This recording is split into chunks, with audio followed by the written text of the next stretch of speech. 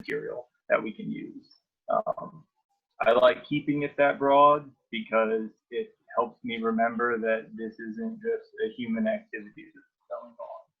There are many, many organisms that forage for different things in different ways. It's something that we have in common with a lot of life on Earth, especially the non-plant life, the things that can't produce their own energy, so they have to go out and find those energy and find those nutrients from something else. So it's a tale as old as time in terms of a practice that we go through. That being said, I think it's always important to recognize that in our modern age, it is not as essential as it used to be, or that is for the vast majority of us. I'm probably safe in assuming that none of us are foraging for subsistence purposes. None of us here are hunter-gatherers. We have other means of getting our food and medicine and sustaining ourselves and our community. So the practice of foraging, of going out into uncultivated or wild places and finding plants to use, it's not essential in the same way that it was for our ancestors or as it is for people in other parts of the world. So I think that is the right place to start, is from questioning, well, what are we getting out of this? Why are we going about doing any foraging when ultimately we don't have to? If anything comes to mind for anybody, I'm curious as much as I assume the reason. Why do y'all like to go out and forage? Or if you haven't, why are you interested in foraging? To reconnect with the land, yeah, Crystal, that's a big one. And I imagine a lot of the reasons that we could come up with would, in one way or another, come back to that idea. Yeah, okay, she's gone hungry. And that is very legitimate, that especially thinking ahead as people are concerned with where their food resources are going to come from in the future, that maybe it is better to get some of this knowledge that used to be a lot more vital. Maybe it's going to become vital again. That's true. There are absolutely things out in nature, Bobby, that have not been cultivated. You can't get them from the grocery store. Plate making, I like that idea. Yeah, these are all excellent. And again, getting back to the initial point, in one way or another, for us, it tends to be getting back to the land, reconnecting with non-human nature that we feel disconnected from in one way or another. And that's an important thing, and that's a beautiful thing. And inevitably, I feel like that is, it's important to remember that, appreciate that as we go throughout all of our foraging processes, that ultimately it is, as much as it is about getting food and medicine for ourselves, it's about creating a healthy mindset for ourselves, practicing mindfulness and awareness of the world in which we are a part and we are interacting with, and making sure that we're not harming it in unnecessary ways, and in the ways that we do consciously choose to take from it or alter it, that it's not going to be detrimental. And if anything, if we can do our part right, we might even be able to help sustain or improve the area in which we live through our practices. And so that's what we want to get into today. So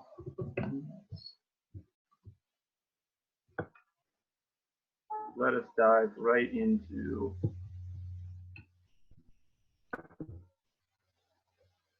I'm going to do a screen share here.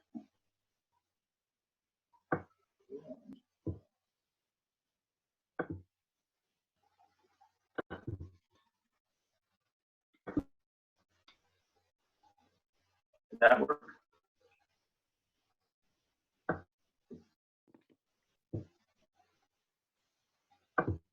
We can't see anything on your screen. Oh, there it is. Nothing at all? There it is. The guidelines? Okay. Cool. We've got 6 guidelines that we want to go over. We're going to get a little in-depth with each one of these. These are broad in general, very much so because this is ultimately a mindset can be affected by the specifics of where you live and what kind of environment you're a part And also, even within that realm, it's going to change different times of year.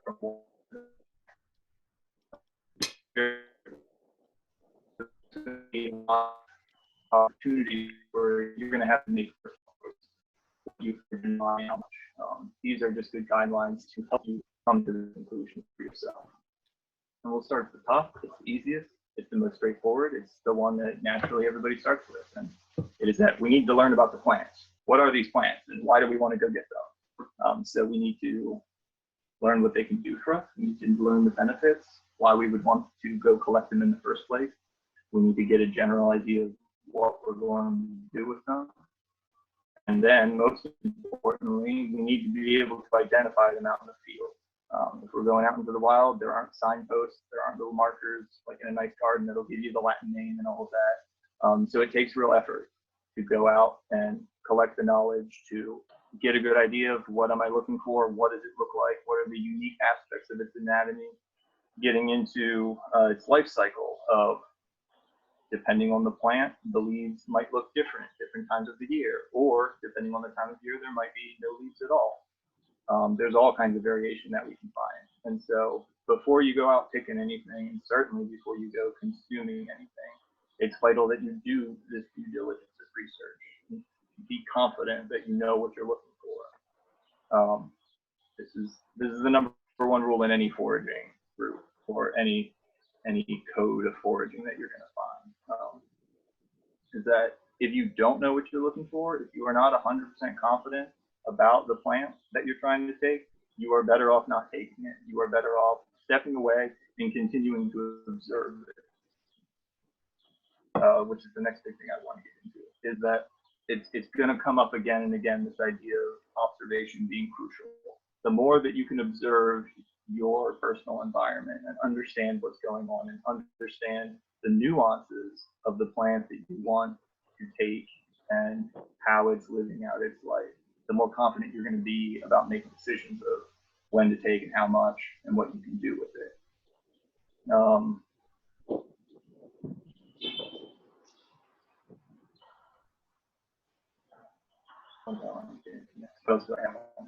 The next big thing is the kind of environment that it's living in. This is still information that if you're using any kind of online resource or a guide, a field guide of some kind, it'll usually pretty quickly give you this kind of information. This is determining where the plant likes to live based off of what kind of light conditions it prefers to be in, what kind of soil conditions, if it prefers a certain level of pH or a certain amount of moisture in the soil. Or the opposite, if there are very specific conditions that it cannot tolerate, that are really good signs that, you know, if I see these things, it's a pretty good guarantee that I'm not going to find this plant here.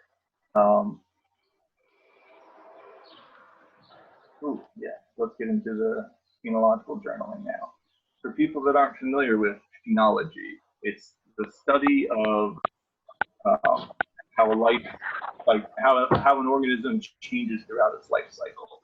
And the most common way that this information is studied is in all kinds of visuals, whether it's a calendar or a chart or a series of pictures of some kind, but it's distinguishing significant periods in the life cycle of an organism. And it's giving you information about, say, the time of year that this life stage occurs.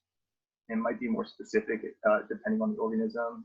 It might indicate that, like, in a certain temperature range, you will see this occur with this organism. But for our purposes here today, and most of the time for plants, a phenological record of some kind is going to be based off of standard life cycles of plants that we know, like when do the leaves first come out? When do the flower buds first form on the plant? When do the flowers first open? When do the flowers close and the seeds start to form? And then if it is a plant that is going to go dormant, what time of year you can expect to see it going dormant for the winter, and then what time of year next spring you can expect to see it emerging again and waking up. There's all kinds of examples of how you can display this data. But however you choose to do it, it's a very good practice where you don't have to get super sciencey about it. You don't have to take a lot of measurements, collect a lot of data. The best thing you can do is just practice being observant once you find the plant that you're interested in, once you're confident that you know what it is, then the next best thing before you immediately start taking it is to observe it. A big part of this is to get familiar with it, and get familiar with its phenology, and understand at a more nuanced level when is the optimal time to harvest it based off of the part of the plant that I know I want to harvest. There are some general guidelines that way that you can go of course, if you're looking to harvest seeds, you do not want to harvest them until the plant is ready to drop those seeds itself. Before those seeds are ripe, they're probably not going to have the high concentrations of whatever particular chemical you're interested in consuming out of them. So your best bet for seed collecting is waiting until the plant is ready to give up those seeds in the first place. There are lots of plants where the leafy greens are really desirable. However, you're better off taking them earlier in the season when the leaves are young and first coming up, because as they mature, they will get pumped full of various chemicals that make them very unpalatable. The plant's very intentionally doing this because it doesn't want to be eaten. But that's important. We need to appreciate that because it can really determine what time of the year we're going to harvest different things. I have an example of this. I will pull up. Will let me. Did that change? People see that now? Maybe give it a minute.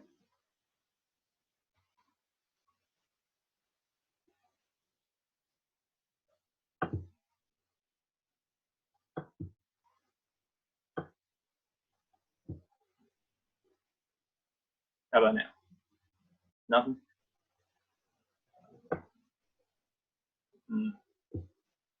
Okay. Lacey. Yes.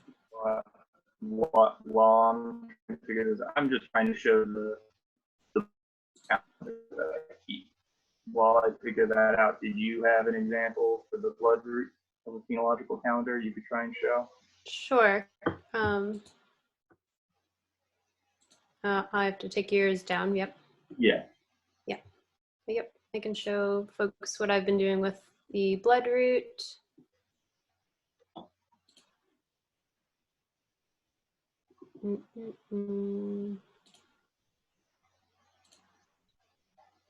Somebody's asking for a PDF.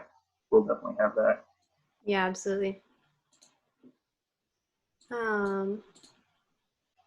Okay, so bloodroot is a plant that grows in our area, and our area being Maryland. I'm not sure where y'all are from, but it grows through a lot of Appalachia and through most of the East Coast, at least. I'm not really familiar with where it grows outside of the East Coast, but it's a plant that has many traditional medicinal uses, and I'm sure there are people that still use it medicinally, but it is a plant that's considered at risk, and it's a plant that's considered one that a lot of people feel that they don't feel ethical harvesting because there are other plants that we could use for kind of similar reasons. But it's a plant that I've always been really fascinated by, and it's one that we have at Fox Haven seemingly pretty abundantly. Like there's a lot of them that come up, but I also know that it's not a plant that is very widely found or in large numbers anymore in general. So one of the things that I did this year was to do kind of a phenological study of it, and I'm still doing it because it's still up. But bloodroot is considered a spring ephemeral. So it comes up in the spring, and it's usually the flower that comes up first and then the leaf. And you can see this is the first picture I took of it, where it came up pretty quickly, the flower did, and you can see that the leaf is really wrapped around the stalk still. And then I followed it by picture for several days. The next time that I looked at it and took a picture of it, you can see that the stalks, the flower stalks have really extended there, and the flowers are just starting to open. The leaves are starting to unfurl a little bit more. Then the full flower came open, and the full flower wasn't really only open for maybe 2 days. And this is a plant that has a relationship with ants, which is what we would call myrmecophony. And that's when the ant doesn't necessarily pollinate the plant, but it has an interaction with the seed, and it will take that seed, and that seed has like an extra little starchy part on it, and that attracts the ant, and the ant will take that seed back to its home, back to its underground burrow or anthill, and in that way those plants can repopulate in different areas by being carried by by the ant. So I've been kind of watching it to see if I see any ants around it. And then after the flowers closed up, this is when they're closing up and the ovaries are going to start to develop and the seeds are going to start to develop inside of the seed pod. Then the leaves finally come all the way out. This plant is in the poppy family. So if you've ever seen what a poppy plant looks like when it's got the seed head on it and it has kind of like a cup, and then that cup has little holes in it so it like can kind of shake out like a salt and pepper shaker. That's what this is going to look like in the end as well. Similar to that, it's in the same family.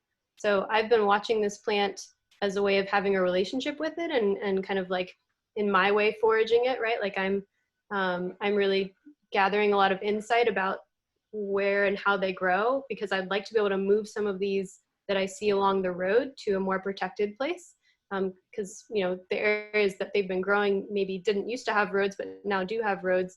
So right near us at Boxhaven, there's a bunch of them that grow right next to the road, and I want to be able to move them, but I want to know kind of how long do I have a window to do that, and how best to do that. And what I've read is that it's best to wait until after the flowers and the leaf have kind of gone back into the root. So it's going to be like a little tuber, like the size of your little finger, and it's blood red. Which is where the name bloodroot comes from. So once it goes back into its root, its tuber, it can be kind of hard to find. So I'm watching it to kind of like really figure out where it is so that I'll be able to dig them up and put them in a better place in the future. But yeah, that's a plant that I've been kind of having a relationship with in a different way than maybe is traditionally thought about with foraging. Yeah. All right. Excellent. Yeah, I'll stop sharing. Give me a second. Very nice. So even just with that simple practice of taking pictures and having a series of them that you can look back on, you can appreciate that you not only have the potential to get a better idea of what the plant looks like when, especially if you do date recordings, that you can say, well, this day on April the plant looks like this, and then especially year to year, if you continue this practice and you actually collect enough data, that you can start to see trends and you can more confidently say like, okay, it seems like this event happens on average the first week of April every year. That's not to say you have definitive knowledge now and it's always going to happen the first week of April, but it can help give you that, it can help you anticipate when these events are coming. And especially if you're trying to do some serious foraging and you're trying to plan certain events around your foraging in terms of the preparation of different medicines or something like that, you want to make sure you have enough, then it really behooves you to be able to anticipate when this is going to happen and to be ready for that foraging before the right time has even occurred. So Taylor, I can give another example. Sure. This year I'm going to be watching nettles because I'd like to harvest nettle seed, and nettle seed is harvested at different times for different medicinal uses. Some people will harvest it when it's still green, and some people will harvest it when it's brown, and some people will wait until it gets all the way black to harvest it. They're tiny seeds. But this year I'm going to be watching the phenophases and like how many days they stay in each of those periods, so that in the future when I want to harvest them, I have a better idea of when I start seeing the flowers, I need to pay attention because I know, it has this many days in green generally and this many days in brown and black. So that's a really practical example of how I'm going to use phenophasing for actual foraging and bringing home a harvest. Yeah, excellent.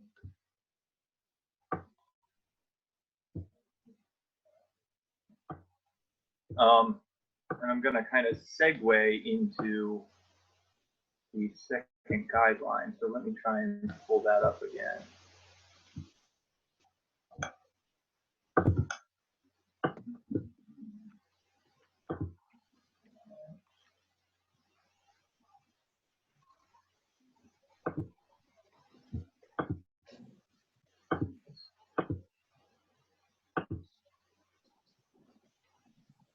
Are the guidelines back up?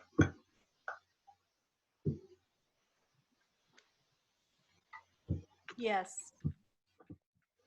Okay, cool. All right. The other big thing that I think you can get out of keeping any entomological record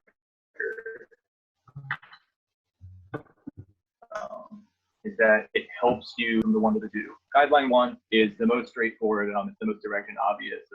It's starting from the logic of if you want to find the right plant and make medicine for it, first you got to be able to find it. You got to be able to confidently say this is the right plant. You got to know that it's the right time, especially depending on what you're going to use that plant for, and making sure that you're going to get the constituent parts that you want. So that's all still very much just like the ID and knowledge of that direct plant. But the more that we use phenological records to help hone our awareness to these plants, and we watch them change over time, and especially as you do this over more than one season and you begin to notice different trends, you also begin to notice when things stick out of the trend. When for whatever reason it was like, ooh, this plant seemed to bloom a lot later than it normally does, or maybe it didn't produce nearly as much foliage as it normally does, and it sticks out for some reason. Most commonly, in order to answer this kind of question, we have to take a step back and learn about the context of the greater environment in which that plant exists, because we know through the study of environments and ecology that everything is connected. There are all kinds of influences on that plant. It's not just its own little island in the soil. It's constantly interacting with all other kinds of life forms, plants and animals that it's interacting with, changes in temperature and weather and climate over longer periods of time, and of course the human influence, for better and lots of times for worse, unfortunately, especially with a lot of the things that people like to forage that we find commonly in disturbed areas, which is what we like to do as humans. So they're the kind of plants that we tend to see around more often than not. There are all kinds of influences that are going on. And the more that you are aware, the more that or the easier time that you will probably have being able to pick out, ooh, not only do I notice this different, the plant is acting differently this year than it normally does, but you'll probably have a better grasp of why that would be. Hopefully it's not something as tragic as there's some kind of human waste being introduced into the system, whether it's somebody using an herbicide on their lawn, and whether there's a lot of rain, or that person is also watering their lawn a lot and that washes off and that material travels down slope to wherever you're foraging, or somebody dumps a bunch of crap on the side of the road and it potentially contaminates your area, something like that. That's probably going to be very obvious, and you're very quickly and confidently going to know. Probably, at least for now, probably should avoid harvesting this. The natural reasons for seeing significant changes are going to be harder to find, harder to parse out, and inevitably, more often than not, it's not just one thing. It's the domino effect of, well, this affected that, which affects this, and that's why we're not seeing the foliage that we normally do, or the amount of fruit that we normally do. But the more that you can create an awareness and maintain an awareness of the environment, not only appreciating the plant itself, but how it's doing in relation to everything around it, the better time you're going to have of understanding what's actually going on, understanding the influences that are at play, and understanding where and when you should or shouldn't harvest. You'll notice as a bullet point under number 2 there, we have a nice little memory device that Lacey suggested, or I'm sorry, that's item. The first one I'm talking about is to avoid the 4 R's. This is the common one that I see a lot of places. You want to avoid roadways, right-of-ways, railroads, and residences when you're foraging. And the logic behind this is just that these are areas of high human disturbance, and there's a lot of opportunity for contaminants to get into these systems.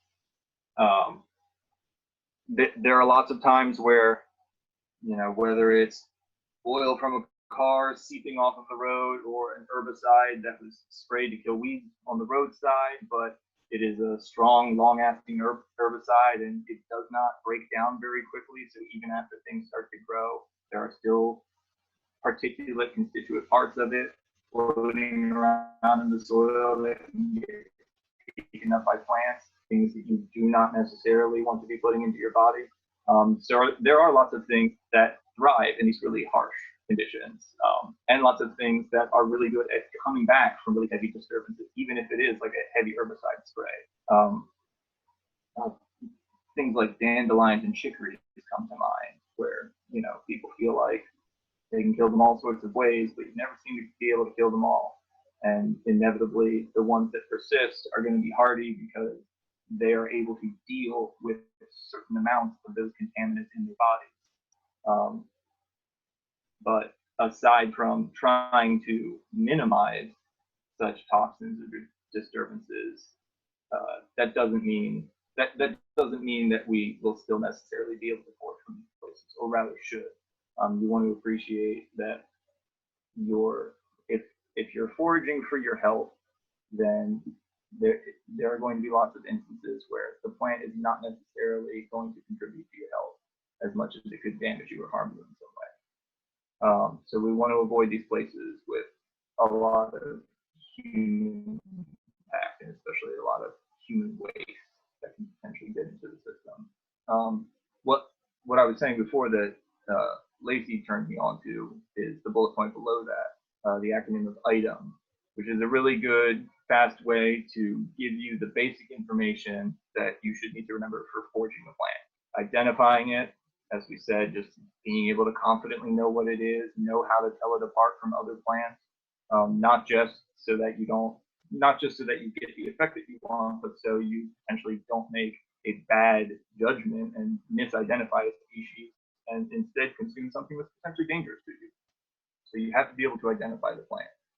The time of year is crucial, as we've discussed. You have to know when is the right time to collect the part of the plant that you want to, whether that's to get any effect at all, or to get the desired effect, or to get the best concentration of the material in that plant that you're looking for.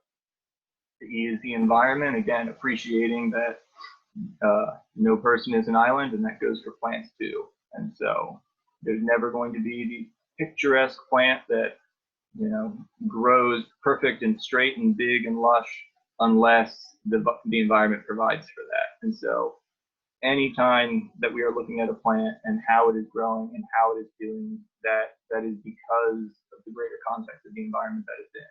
And by learning about that environment, we can appreciate why is the plant doing the way that it's doing, for better or for worse. And then the method of harvest. The method of harvest we haven't touched on yet, we'll get into it, go about removing these plants from the environment. This is coming from a place of respect for the plant, of we don't want to have to take it if we don't have to. We don't need to create waste. We don't need to take life where it's unnecessary. And fortunately, there are lots of situations in foraging plants where we don't have to kill the entire plant in order to get a yield from it. If, for example, you have to pull over a system for that. And the vast majority of plants are pretty good for a bunch of weeds. There are other examples we'll get into. Anything in the allium family, the garlics and chives and things like that. I don't think I've ever met an allium that wouldn't grow back from the roots. So anytime that you're foraging that in the wild, if you can cut and leave just the nub, just the base roots where they are, they'll grow back. Or even if you pull them completely out of the ground and right there in the field, you trim them all and rebury the roots, they're that much more likely to grow back. And that is already a much more sustainable way that you can harvest. The method of harvest is not only referring to the logistics of, well, what part of the plant are you trying to take and what kind of tool do you need to take that? Can you just pinch it off with your hand? Do you need a knife? Do you need a trowel or a shovel to dig it out of the ground? It's also appreciating the mindfulness that you use when going about doing the harvest of what is the best way that I can harvest this so that if possible, the plant can continue to thrive not just out of respect for the plant, but out of foraging, especially if you are forming a really strong relationship with this plant and using it consistently for food or medicine, then you're inevitably going to want to continue to do that in the future. And so having a method or a system of foraging that ensures the survival and continuation of that plant is going to help you in the long run as much as it is the plant. Next, number 3, we have make a plan, forage with a plan. This kind of culminates with a lot of things that I've been saying already, but it's basically the idea that if you're just going out one day and you grab a knife and you grab a basket and you just say, like, I'm going to go on a walk over here and we'll find and forage whatever we find. That can be a lot of fun, but you shouldn't expect a guarantee of getting anything or getting the amount that you potentially want, because it's very up in the air. There's no planning involved there.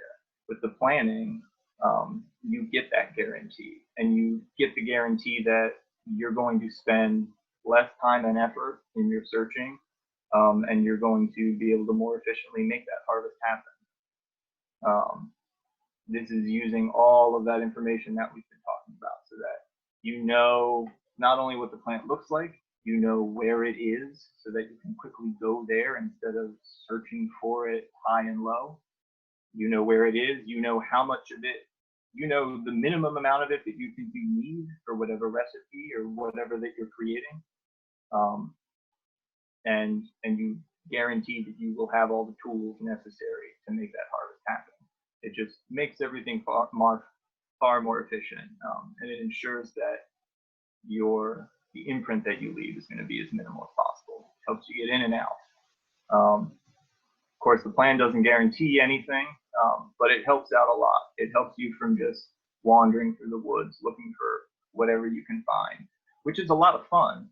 But again, if you have real plans for, I want to forage this material and make X, Y, and Z out of it, then it is better off having that confidence that you're going to get the material that you need. That being said, I think there is a place for the more fun, let's go out and wander and see what we find, but that is not the right time to be doing any harvesting. That is a great time to be practicing your mindfulness and working on your awareness and just getting in tune with the landscape around you and seeing what you will see. It's a great time to observe and learn. And I think it is important to make those distinctions sometimes. Sometimes, especially when it's nice and warm out, it's the right time of year where there's a lot going on, there's a lot of plants out there. It can be really exciting to just see a bunch of cool stuff and get all kinds of exciting ideas of what you could possibly do with it, and start picking a bunch of stuff, and you take a bunch of stuff home, and then maybe in that excitement you realize, oh, well, I actually need this, I don't have the right alcohol that I need to make tinctures of this right now, or I don't have these other materials, and suddenly everything comes to a halt. And if you don't go get those materials fast enough and make it happen, you might end up wasting that plant material. I mean, that's unnecessary waste, which we're trying to avoid at all costs. That's an example of you unnecessarily going into the ecosystem, damaging certain plants, changing things up, and ultimately for no good reason. So we want to avoid that at all costs. We want to make sure that when we are foraging, it is with clear intent and a plan. We know what we're doing, we're getting in, we're getting out, we're efficiently using the materials that we take. Let's move down to 4, working within our local environment. This might seem like a no-brainer because you're not going to go on like a road trip cross country to forage for something in particular, but it tends to come from a place of appreciating that there are a lot of really great resources out there, books, people online that can teach you about different plants and foraging them and how to use them, but they're not all necessarily in your area. There might be a lot of overlap. There might be some plants that those people are really into that you just do not have access to. And rather than go looking for those plants, you're better off working with what you've got right in your own backyard. ultimately, I think there are potential ways that we can use almost every single plant, whether they're known to us or not, whether there are traditions from different peoples that teach us the benefits of using these plants or not. They're out there, and for the most part, you're going to find somebody's using it. Somebody has an idea of how you can implement it in your own life and in your practices. So don't get too hung up on like, oh, I really wish I had this thing that so and so recommends, but it's not in my area. Or more likely of, I've read a lot and there is this plant, it is supposed to be in my area, but it's very, very rare. And so is it really worth it to spend a lot of time and effort going and searching for it? Maybe you won't find anything at all. And then what if you do find it? If it's a really rare plant, you're not likely to find a lot of it. And then you come to the ethical choice of, well, how much is a reasonable amount for me to take, if at all? You know, and I'm again, they all kind of tie together. I'm kind of segueing right into 5 there about us being a steward of our environment. We have to appreciate that. Again, especially because we live in a situation where, for most of us, for most things, foraging these plants is not essential. We have other sources that we can use to fulfill the same needs. The quality might not be as good, but that's a different argument. The ultimate goal is that it is not essential for us to take these things out of the environment. So we really need to question our consumption here. We really need to question if and when it is necessary for us to do that. And being a steward of your environment is that is the inherent idea about it, is that, as I think I put right at the end of that section, I think the right way to think about it is that you're a steward first and a forager second. You need to appreciate that because all of these organisms, us included, are interconnected in the greater focus of an ecology or an ecosystem, that taking any one plant to whatever extent is going to guaranteed have an effect on the rest of that system in one way or another. So you need to appreciate that effect that it's going to have, especially things of like, what other organisms work with this plant? Other organisms that use it as a food source? Are there insect pollinators that have to consume these flowers? And so you don't want to be taking all of the flowers away from them. As I said before, if you have a really rare species and you appreciate this beautiful thing and it's helping serve a real purpose in this environment and it's adding to the biodiversity, but if I take the amount that I need, then it will all be gone. Or maybe if I take the amount I need, there'll be very, very little left, and it will be that much less likely that that plant will be able to procreate and continue to get a foothold. Or is it going to be much more likely that some other plant is going to take advantage of this opportunity and outcompete it in one way or another, and suddenly next year you won't see that plant at all. So we really need to appreciate the interconnectedness of the environment that we work in, and appreciate that our ultimate goal is to sustain that environment, because without the greater system, any individual plant that we're interested in collecting is not going to be able to make it. So without the environment, you don't get the plant. So the environment comes first in that perspective. The last one that I got here. So this one, all the rest of these, they're looking at different levels of macro to micro kind of thing.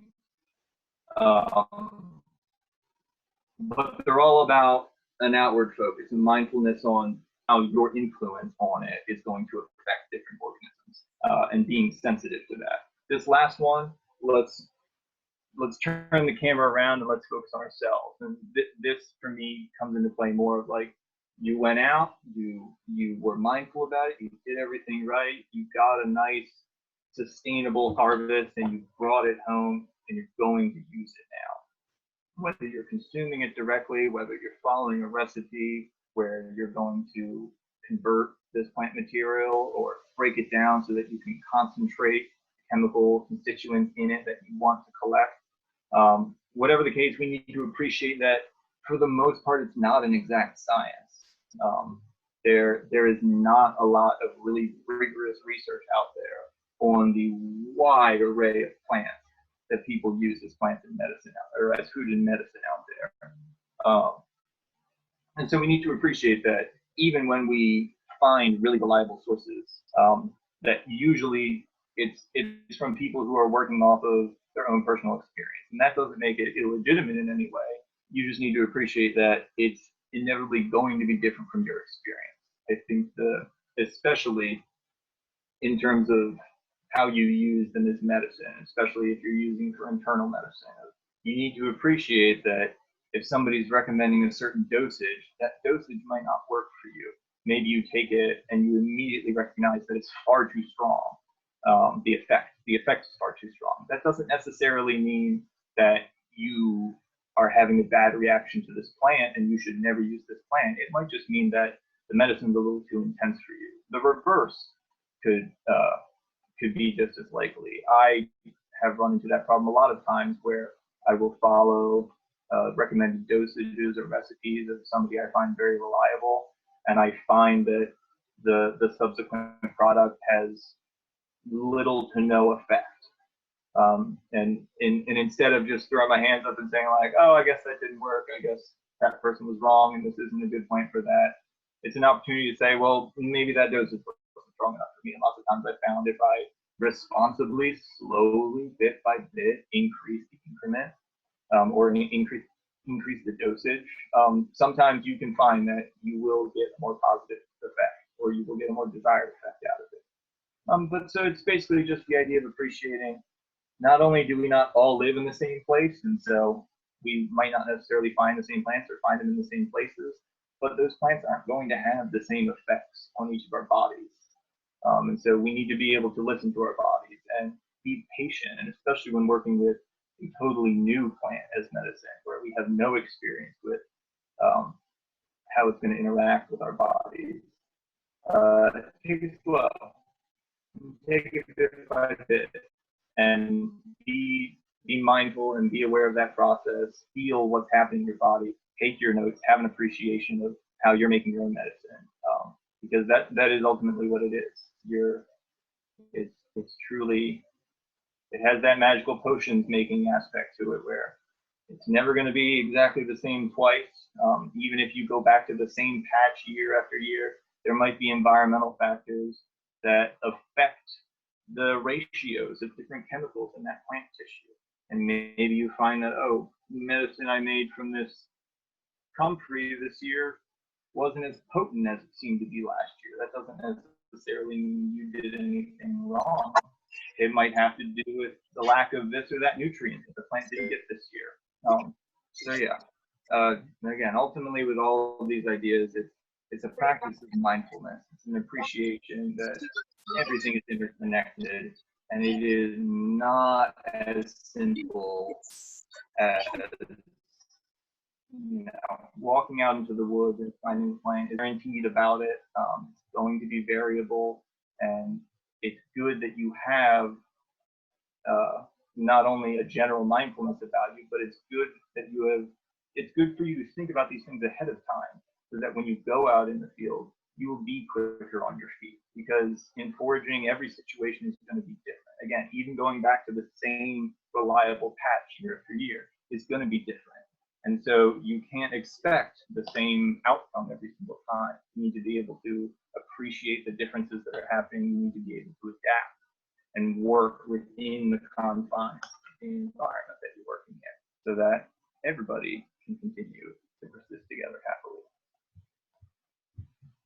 Yeah. So those are all our guidelines.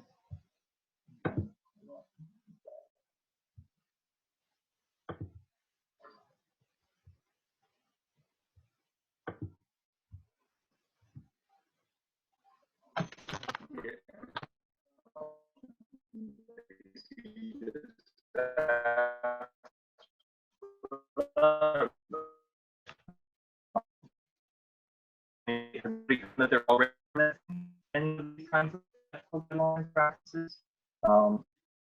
What are y'all taking it beyond just going out and finding something and pulling it out of the ground?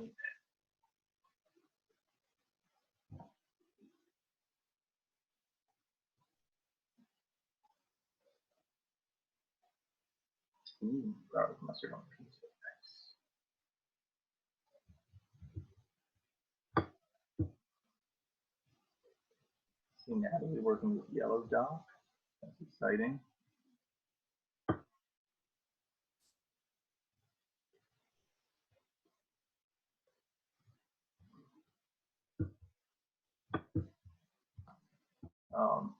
I'll actually segue that into garlic mustard. That was one of the ones that I was going to talk about towards the end. So I can get into that now. I only have a handful of pictures of it, which are not mine. I did not take them, but it will help us get some good ideas on this end.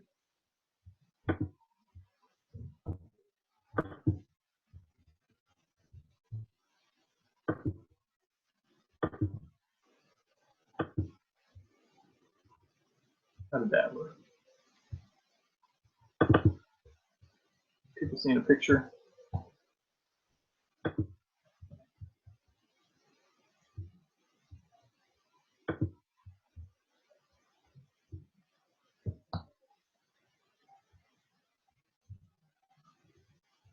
I don't have the chat up. Can somebody yell at me? We can see it, but it's not full screen. We can just see it on your desktop images.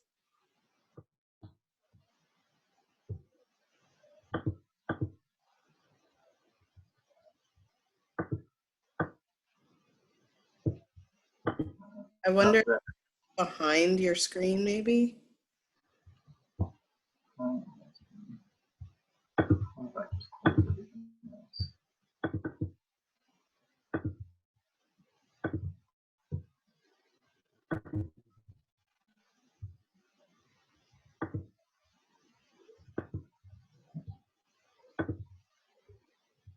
Can I do anything?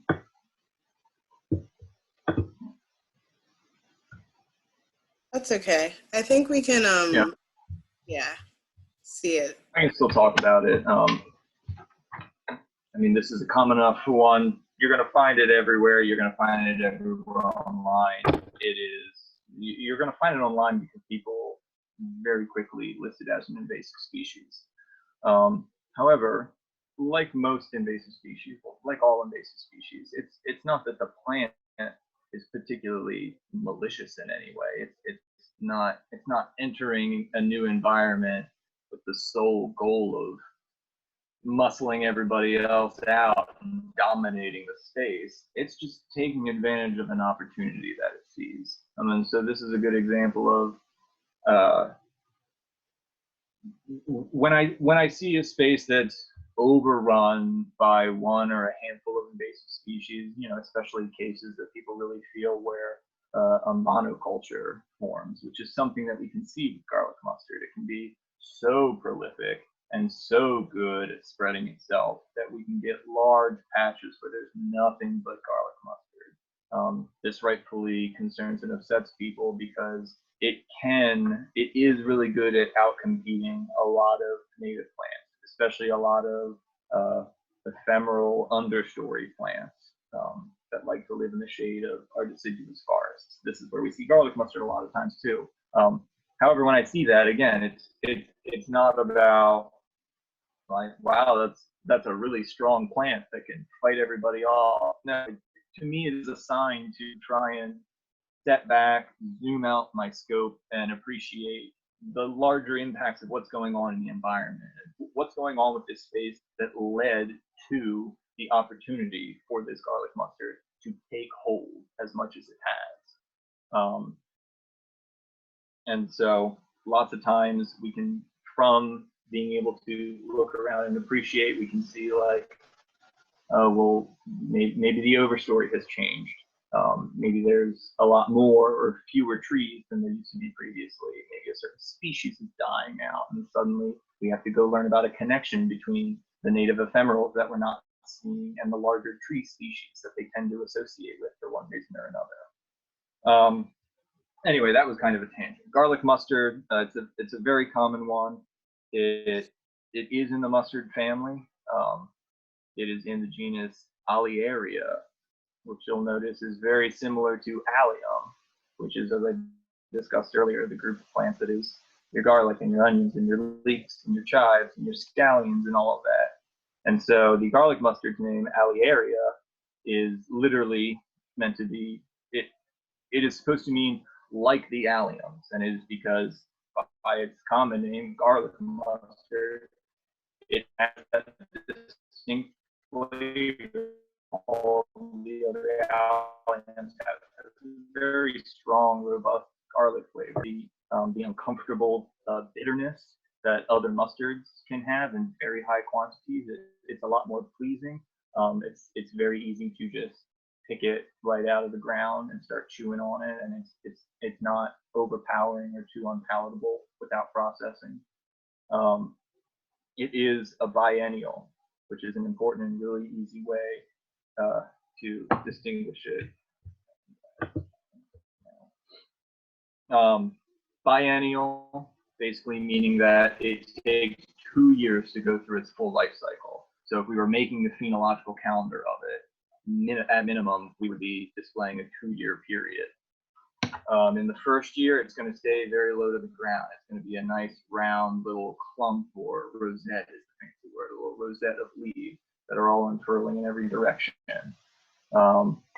When you look at pictures, you'll usually, when you find pictures of them online, you'll see a lot of variation in leaves, and it tends to be because you'll see first-year leaves next to second-year leaves. First-year leaves have a much rounder or ovalish shape. The edge of them is rippled, but there are no distinguishing points or lobes that come out. It's a very circular bit, and again, it'll stay very low to the ground, especially if you're in an area where there's a lot of tree cover, and especially if from the past fall there's a lot of leaves on the ground, you may not necessarily see it at first. It may just be creeping out here and there, getting a little bit of light.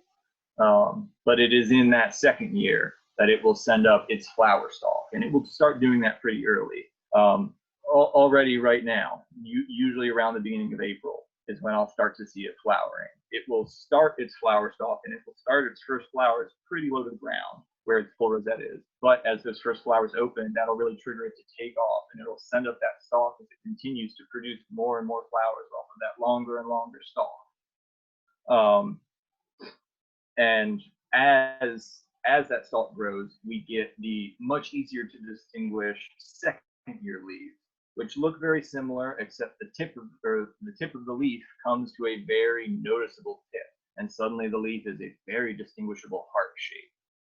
It still has the similar venation that the first year more rounded leaves are going to have, but those points really stick out and make it obvious. The flowers are very small and white. They come off of tiny little spokes, just like with other mustard plants. All the wild mustard plants that we see, it has a very similar stalk that way.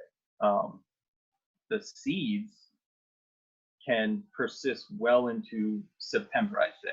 It's probably not until June that all of the seeds are really fully ripe. So we will see these flowers persisting for quite a while, and then they'll slowly turn into the seeds. You'll see the older flowers lower on the stalk will turn faster, and they will start to form seed pods. They're just little stickish looking things hanging off, while higher up on the exact same stalk, you can have brand new flowers that are just starting to come out. And so it'll continue like this for quite a while, quite a few weeks, and then slowly all of the seeds will start to mature together until early fall is when it's really going to be dumping all of those. The seeds, like other mustard plants, are very tiny, and it produces a ton of them.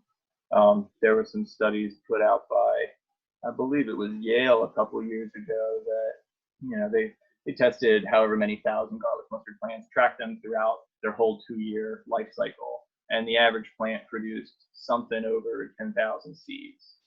And so you can imagine even just having a small handful of mature garlic mustard plants, how quickly they can put out a ton of seed and how quickly they can proliferate until we have this massive patch of nothing but garlic mustard. When you pull it up, it's going to have a taproot. In the first year, it's going to be a lot more fibrous just because it's starting out. but as it continues to mature and going into that second year, it's going to form a much more distinct taproot, a nice thick white taproot. As opposed to other things that have taproots, like a dandelion, say, it's not going to be a perfectly straight shoot of a stake of a taproot. I don't know the reasoning for this, but in my experience, right where the taproot, right where the soil meets the surface, there tends to be a little weird, like, bend or S shape or kind of bulbous oblong piece of root that kind of sticks off to the side before the taproot really forms. It can help you distinguish it. I do think the purpose of that tends to be that there is a little growth bud on there, because I have found lots of cases where you have the main plant, it has its rosette, maybe it has its flower stalk coming up, and once you pull it out, you see that the garlic mustard that was right next to it is in fact a totally new growth budding off of that little bump at the top of the taproot. I don't see that as commonly, Question. but yeah. This is more about foraging and in regards to location. Someone says that they live in Baltimore and that they forage nettle in the park, and they were wondering what the ethics of that is, or if it's likely being sprayed. Do you have any insight on that? I don't have particular insight for if you're saying it's a Baltimore City park Yeah. that is maintained, just because I don't know what their practices are. It would definitely behoove you to learn those practices, to understand what are they doing, how often are they doing it. Ultimately, that's, you are going to use that information to decide on your own if and when you're going to forage. But especially if they have a consistent schedule to spray herbicides all year long, unfortunately, a lot of municipalities, just because it's the standard and it's seen as the easiest way to go about it, that they will just have some kind of blatant spraying policy in place of just like, from the time plants on the roadside wake up until they go dormant, we're just going to keep spraying them, whether it's once a week or once a month or whatever. That's just a common enough practice. It's unfortunate. I definitely try to avoid at all costs foraging from those places. But again, it is worth you finding that information out. It's worth you going through the local government to figure out, a parks department or whoever is in charge of that, what kind of practices are they using? If they're spraying, what are they spraying it? Maybe you're comfortable collecting if you know their spray schedule and it's not that frequently, but I don't know. That's case by case basis. If personally, especially if I don't know and I can't find that information, then I'd rather not. I'd just rather not risk it. But it's that can be really frustrating, especially when you don't have another place to go find the same plant. However, I would say the best thing you can do is educate yourself. I would say that talking with the local government or whoever you need to give that information would fall under number 2 of learning about your environment, because humans are very much a part of the environment pretty much wherever we go. I think along the same lines, something else that I added on there was property rights and appreciating, especially in certain areas of Frederick County around here, you can be walking through the woods and there's not necessarily a sign or a fence, and you go over from a park of whatever kind to private property. And there can be potential issues of people not approving of that. So you definitely need to know as much about the space that you're foraging from as you can. I don't know if Lacey or anyone else has anything to add to that.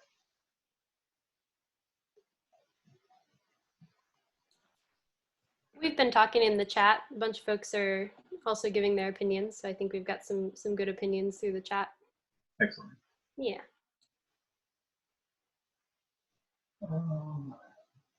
What was it? I was talking about garlic mustard, but I didn't talk about the uses. Like I said, we find it all over the place. Tends to be in disturbed areas or in shaded out understories.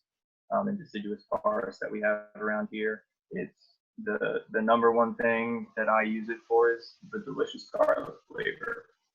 Um, it's a cheap, easy way, usually cheaper and easier than garlic in some cases to find. You can do it up any kind of way. You can eat it fresh, put it in salad, snap on it. You can steam it. You can pickle it. I've had people pickle the root, the tap root, and it comes out with a much more pungent flavor. Like I would liken it to horseradish. And it's really good that way. So there's all kinds of things you can do with it. The seeds, again, as I described, it's in the mustard family. It's got tiny little seeds, just like other mustard plants.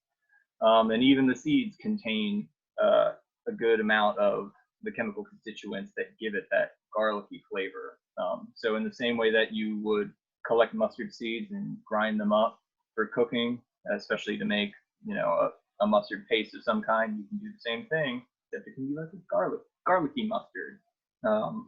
In terms of health in general, other than it being delicious, it's high in vitamins A and C, definitely in C.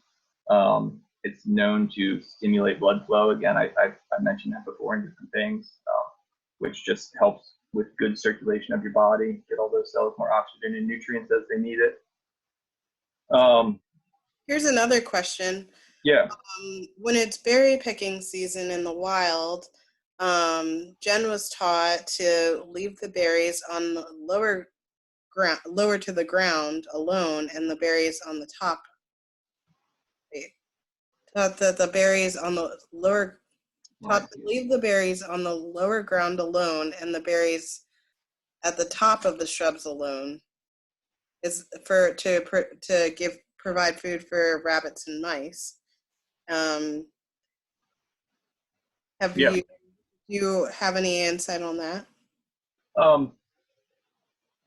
I've never used that particular rule of like sticking to the middle of the bush. I think it's good. I think that is a really good example of a mindfulness practice, especially because you're appreciating that you are not the only one that wants to use those berries. And again, berries are wonderful and they're delicious and we love having them, but we have other sources of food. And there are lots of animals that do not necessarily have something other than those berries. So it is absolutely important to appreciate, whether it's berries or whatever else, when you're taking, you need to think about who else would be taking this, and not just humans. I mean, like what other organisms are going to appreciate this? And I think it is, in my personal approach, it is the ethical approach to make sure that you leave enough for everybody. And leaving enough for other organisms, especially in the example of fruit like berries, it's not only helpful just that those plants or those animals will get some food and some energy, but with every berry that I can think of, the idea, the strategy the plant is taking on is that those animals are going to eat those berries and the seeds are going to survive through their digestive tract and they're going to get pooped out somewhere else, and then they're going to be in perfect conditions to start growing themselves. So leaving some berries is just as good for the plant as it is for the other animals. So it's good that you have that practice. I don't think that practice necessarily has to be, measure so far up from the ground and only take from above that. In my personal experience of growing and foraging berries, it's more like get to them before all the other animals do.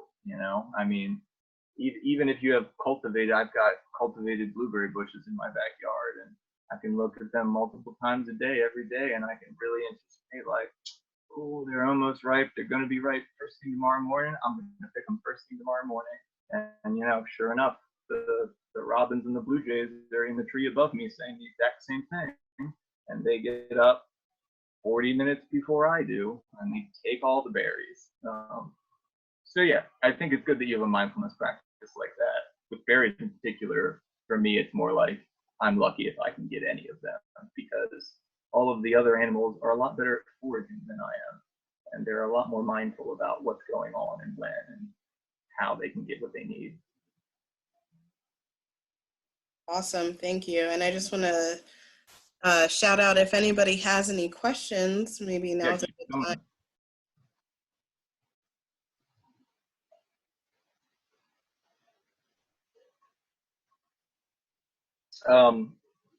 Lacey, did you have another plant you want to talk about before I move on to something else? Sure, yeah, I can share a plant with everybody. Let me pull it up.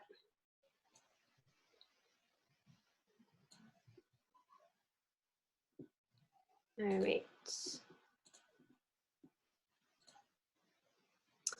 I wanted to share chickweed. Some of you are hopefully already familiar with chickweed. It's one that's very common. It's on all of the different continents actually, and it's even in Antarctica, in the Arctic Circle. So this is a plant that a lot of people have access to, which is great. And it's a plant that you'll usually see in the spring and then again in the fall. It doesn't really like the middle of the summer. It gets a little too hot in the middle of the summer for it. But right now is when you would definitely be seeing it. And I wanted to show you how to identify it. So one of the ways that you identify it is the shape of the flower. You can see the sepals behind the flower have this kind of star shape. And the Latin name for this plant is Stellaria media, and Stellaria kind of refers to the star shape, or that's what they think anyways, is that that's where the name came from. The other way you'll identify chickweed is from this hair, this line of hair that runs down the side of the stem there. And then when it gets to the nodes where there are, branching off nodes of new stems, then the hair will kind of twist and go, in the opposite direction, but it'll always just be on one side like that. So if you're twisting the chickweed in your fingers, you'll see that hair on one side of the stem. And chickweed is an abundant plant. It's really low to the ground, and so this is a plant that you probably want to think a lot more about. Where is it coming from, and what other animals or people might have been around this, because it's not a plant that stands up very high, and therefore like any dogs going through the area or any sprays or car exhaust, that kind of stuff is much more likely to probably land on that plant. But it is a plant that you can find in a lot of disturbed areas. You might find it in shade, you might find it in sun, but generally it likes disturbed areas. So areas where there is some sort of tilling maybe, or there's kind of like people coming through that area a lot. And so the soil is being disrupted, and this is a plant that really likes that. You can find it in zones 3 through 9. So again, like I said, like it has a pretty wide range. And there are a couple different kinds of chickweed in our area, but this one that I showed the picture of first is the one that you're mostly going to see, and is also kind of the most delicious one to eat. Chickweed is high in vitamin C and vitamin A in particular. And vitamin C is really easily broken down with heat. And so the best way to get that vitamin C is going to be to have it in a raw, fresh form, whether that's putting the chickweed into a smoothie, or eating it raw in a salad, or chopping it up and putting it in a pesto. That's the best way to get the vitamin C, is to do it raw. It's also a good source of minerals like iron and calcium. And one of the things that chickweed has as a constituent is called a saponin, which kind of comes from or is linked to the word soap. And saponins inside the body make the the lipid layer of our cells more permeable, and it helps us to assimilate nutrients better, especially minerals. It also has the effect of kind of using that saponin to disrupt the barrier of viruses and bacteria, so it can be useful in helping to kind of like prevent a viral or bacterial infection, as well as kind of dealing with other substances or toxins that might come into the body, or even like fat cells. The fat cells that we produce and store in the body can be more easily kind of like soaped up and taken out of the body, if that's kind of a nice way to imagine it. So there's your chickweed, and here's some things you can do with it. You can eat the leaves and flowers, you can make a pesto, you can infuse it into an oil. So this plant is considered cooling and moistening. So you'll notice when you find chickweed and you kind of, use your fingers to crush it a little bit, that some liquid will come out of it, and it's almost like a succulent. If you have succulents at home, or if you've seen succulents in plant stores, they're really like juicy and full of water. So this is a plant that I would use for a poultice, maybe crushing up the plant and putting it directly on a rash, or putting it directly on a bug bite to help cool down and soothe that bug bite. but I also like to infuse it into oil. And especially right now, I've been washing my hands a lot. Hopefully everybody else is too. My hands are super dry, so I've been putting chickweed salve, which is an infusion, into oil with some beeswax. I've been putting that on my hands quite a lot to try to help, create that lipid barrier that holds in moisture. Yeah, and then it's anti-inflammatory. I did want to point out that there's a couple different types of chickweed in our area. This is mouse ear chickweed, which is still edible, but you can see that it's covered in all of these fine mousy hairs, and that just makes it, a little less delicious for a lot of people. They don't really like the texture very much, but it is an edible plant as well. And then this is a plant that you should know that can grow in Maryland. It's found in Maryland, that can possibly be a lookalike, right? If you look at the leaves here, they're opposite, just like our leaves in the chickweed are, and they're very like wet and succulent, but the flowers are extremely different. One of the main differentiations between this plant and the chickweed is that there are no hairs on this stem. So if you're finding the chickweed young and you're not sure that it's chickweed, do that, pull one off and then twirl it in your fingers and watch to see if there's a line of hair along the side of the stem, because otherwise it could be this plant, which is considered a toxic plant. This plant is also really acrid and bitter. And so, if you have by accident picked up, the wrong plant and you taste it and it's acrid and bitter and kind of drying, that's the wrong plant, and you would spit that out. But hopefully you won't make that mistake. But this is a plant that you should be aware of that's also possible in our area.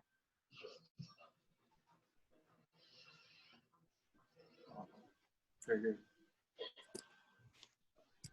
And especially the note at the end, talking about distinguishing the two species based off of looking at the hairs on the plant. I don't think it's the case with chickweed. Correct me if I'm wrong, Lucy, but I feel like it gets the hairs pretty quickly, almost immediately once it starts growing. Yeah. But there is likely to be cases that you find where, usually, especially if a plant is just coming up and it's young, it's not necessarily taking on the form that it will when it's mature. And it can be a lot harder to distinguish it from other plants. And your best bet in that situation is just patience and more mindfulness and taking more time of, I don't know what this is, I'm not confident, so I'm just going to wait and I'm going to watch it and I'm going to see what it turns into. Lots of times, again, especially working with a new plant, if I want to start working with something I don't really know that much about it, I'm likely not to harvest and actually consume any of it in the first year that I become interested in it. I feel that it's much more beneficial to just watch it. And especially, if it's a biennial, that's one thing, then that's 2 years. But most of the time, just a single full season of watching a plant, you can see the full life cycle that it's going to go through, and you can get a much deeper appreciation of what it is and how it grows and how it responds to different changes. And so that when you go back and you are ready to start foraging it, you've got that confidence. And then if you took that time to wait for that thing to grow up, you'll be that much more confident the next time you see some tiny brand new baby version of it. Of like, ooh, do I know what that is? Yes, I do, because I have experience with that plant now.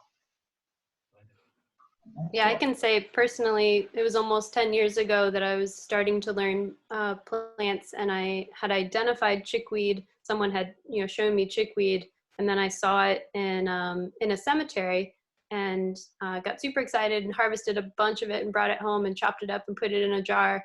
And then the doubt started to set in, and I was like, did I get the right plant? Did I prepare it the right way? Am I going to hurt myself? And I ended up tossing it out and throwing all of the chickweed out, which later, now that I look back at it, and I realized like I did have the correct plant and I was, producing it correctly.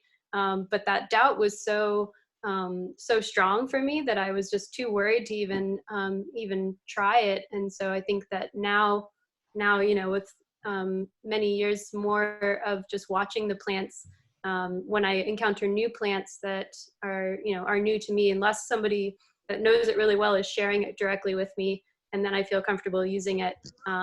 If it's something that it's totally new to me, then I usually am pretty kind of shy with it, and I spend some time figuring it out and like listening to other people's experiences And Natalie had recommended Green Dean's website, and yeah, there's a bunch of YouTube folks. But yeah, I prefer to find it in person with somebody that knows it, or to just spend a lot of time watching it, and then like cross-referencing it with things like Green Dean's website and YouTube. Yeah, I absolutely agree. If you're working with something new, I agree that if I'm working with somebody in person who is familiar with the plant, and I trust them, then you can be a lot more confident about, you know, what's likely to happen with the plant. But otherwise, you're better off doing your due diligence and learning.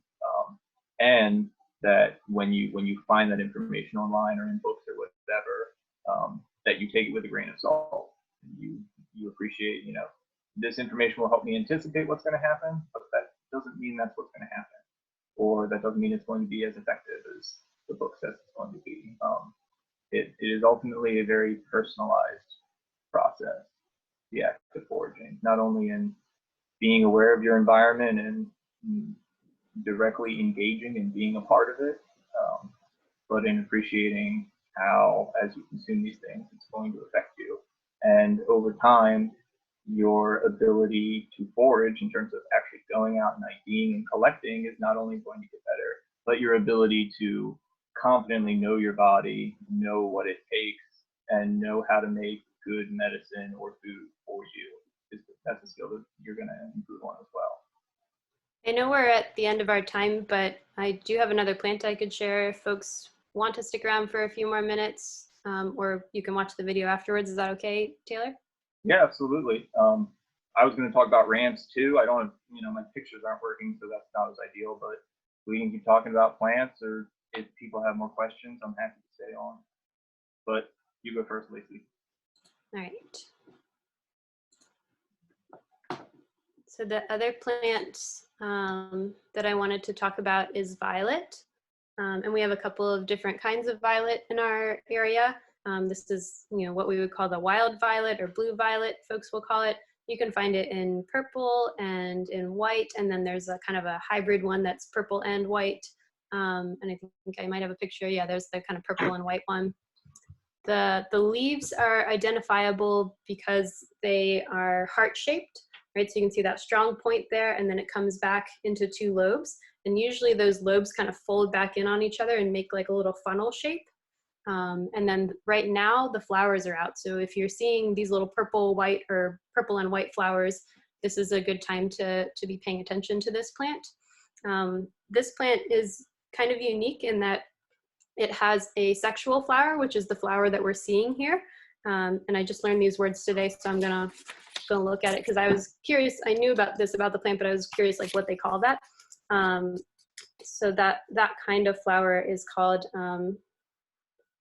chasmogamous, which comes from the Greek word for chasm, which means open. And then the actual reproductive plant, or like the plant where the seeds come, or the part where the seeds come from, is like a really inconspicuous flower that's underneath, and it usually, it doesn't open, actually it does not open at all. And that is called cleistogamous, which comes from the Greek word for closed, or if you think of like a cleister. And so there's actually two like different parts of the plant that are fulfilling different functions. You have this flower that's the sexual flower, you know, that attracts the pollinators, but then you also have the other flower that doesn't open and just produces seeds and drops those seeds. So what's nice about that from our perspective is that we can harvest these purple flowers without worrying that we're taking away the ability for this plant to produce seeds. We're still removing plant parts that are useful for other insects, right? So we do need to be aware of that. But as far as worrying that you've taken the flowers and therefore there won't be any seeds, this plant has an adaptation that it can do both, which is kind of cool. The leaves of this plant are also edible and useful, and that's the part that is often more often used for medicine. Let's see, I think I had a little list here. Yeah. So you can make a syrup, or you can candy the flowers. If you put the flowers in layers of sugar, you can candy them. And you can also make a syrup by adding honey to an infusion of the flower petals, and that makes this really beautiful, like pinkish purple syrup. You can make a wild soda, And we're gonna have a class later in May, I guess, for wild soda making, if that's of interest to you. You can make an infusion with the leaves. The leaves are considered really anti-inflammatory. I was reading some research today about how they've been looking at how it downregulates the lymphocytes that are overreactive in folks that have autoimmune issues, and that they're also doing some research on it for cancer in that same fashion. So that's kind of interesting. And then again, this is a plant that's considered soothing and cooling and moistening, just like the chickweed. So those early season sunburns or those early season rashes that you might get when you're working out in the garden, or bug bites, this is a plant that you could chew up and put right onto that that bug bite as a way to help heal that skin. So that's what a poultice is when we chew it up and put it right on the skin. And then a salve is, again, an infusion into oil. And then you can just eat the leaves for their vitamin C. I know someone, he's a friend of Foxhaven, that uses the leaves of violet for his asthma because vitamin C in higher doses is considered antihistamine. And so for him, when he's having allergic reactions, he'll make sure that he's eating violet leaves in his sandwiches or however he's preparing it on a regular basis to help kind of work on that inflammation and histamine response that he experiences. So the other thing I want to point out is that these grow in little clumps. And if you want to make sure that you're harvesting it ethically and what's best for the plant, is that you're not pulling all the leaves off of one clump, that you're kind of spreading your harvest out. Especially violets tend to grow in kind of a mat and kind of spread, and so kind of spreading your harvest of the leaves between all the plants. So what might be nice is the first time you go to harvest is look at that one plant, like move all the stuff around it and try to find that one plant and count how many leaves are on it, and then count how many flowers are on it, so you can kind of think about how much is okay to take. And for me, I'm trying certainly not to take half, but maybe a third might be okay. And it also depends on how used is that area. Is it getting walked on all the time, or is it an area that seems like it doesn't get enough sunshine and like they seem kind of sickly? This is a plant that likes to be either in the sun or the shade, but kind of looking at the health of the plant and the health of what's around it, and then deciding what makes sense to harvest. And hopefully you'll have a big enough patch that you can harvest quite a bit of it, and then you can either use it fresh or you can dry it and store it for later.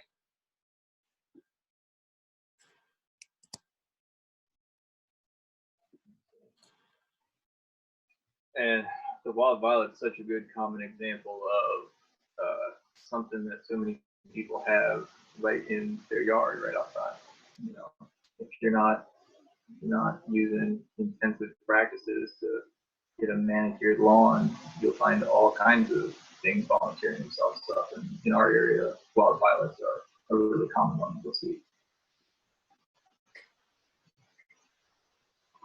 All right. I saw somebody wanted to talk about ramps some more. Does anybody have any experience collecting ramps already? It's definitely a prized one. It's becoming more and more popular these days. I chose it mainly for the reason that it is getting more and more popular, to the point that in a lot of areas it's becoming an issue in terms of getting over foraged. There are too many people that are gung-ho and aren't being mindful about their practices and just going in and taking a lot, and then somebody comes in after them and does the same thing, et cetera, et cetera. It doesn't take long for a population, for a patch of plants to get wiped out pretty quickly. So this is an interesting one for me in terms of it's getting more and more popular. It's already not the most common plant, but it is very prized.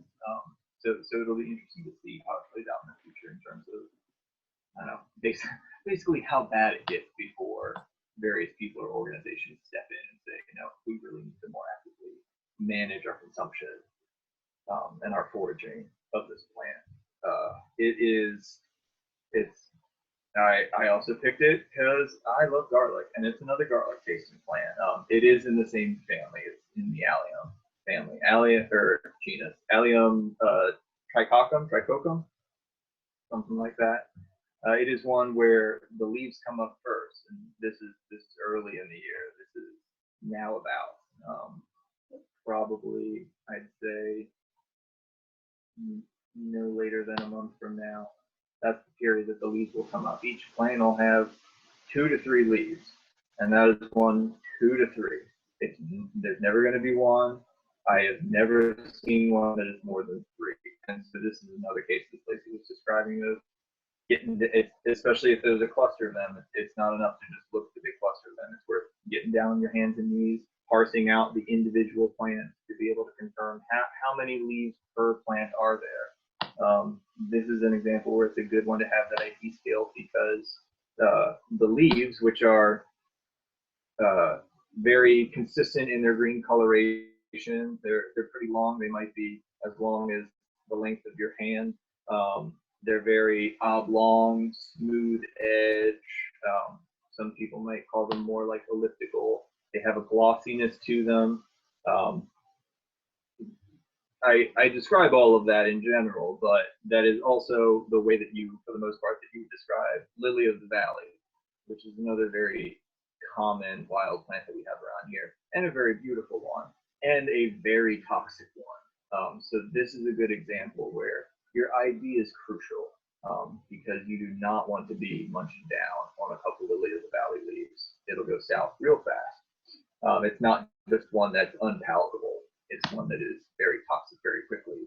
Fortunately, aside from picking out the number of leaves, the easiest way is every part of the ramp plant reeks of garlic. And I say reeks in the best possible way. Lily of the valley, no such scent. So if with this particular plant you're in doubt, the best thing you can do is break or pull off a little piece of it and give it a whiff. And it should immediately become distinguishable. As I said, early in the spring, like now, ramps will come up just these 2 or 3 leaves. And when it's 2, it'll usually be 1 here and then a smaller one coming up right next to it, so they'll be on opposite sides of each other. Those leaves will persist for several weeks until the flower stalk starts forming. And as this is a plant where as the flower stalk forms and gets taller, it will replace the leaves. The leaves will totally die back to the point where you just have these frail little stems sticking out of the ground. They'll come up, they'll form a cluster of white small flowers, again, just like other alliums, just like you would see on garlic or wild onions that'll grow out in the field. It's a spherical cluster of flowers. It's technically for people that want their botany terms, it's an umbel, which means it's like an umbrella where it's a bunch of individual flowers that branch off of the same stem and they come up to form kind of a solid plane, a surface. But so it's a good one to find earlier in the year before it flowers. When it flowers again, it's lost its leaves, so it can be a lot harder to pick out in the first place. You're much better off finding it when the leaves are coming out earlier in the year, right about now, maybe like a week from now, depending on where you are. And also you want the leaves because that is where you're going to get the most bang for your buck. Every part of the plant has this distinct garlic flavor, but the leaf is the biggest part of the plant. Eating a leaf compared to a stem, you're going to get a lot more. It looks like we have a question. Yeah. If a plant is toxic and it's consumed, are there any resources, anything that you can ingest to counteract the effect? I don't have a go-to. I don't have a single go-to. I will do my due diligence, and the first thing I will say is call poison control. Because when in doubt, that should be your go-to source for any kind of toxins that you ingest. There are plenty of plants that are used as an emetic, which is the fancy word for induces vomiting.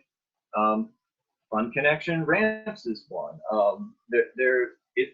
Ramps are native to the eastern U.S., Canada, all the way down to Georgia, all the way west to like Missouri.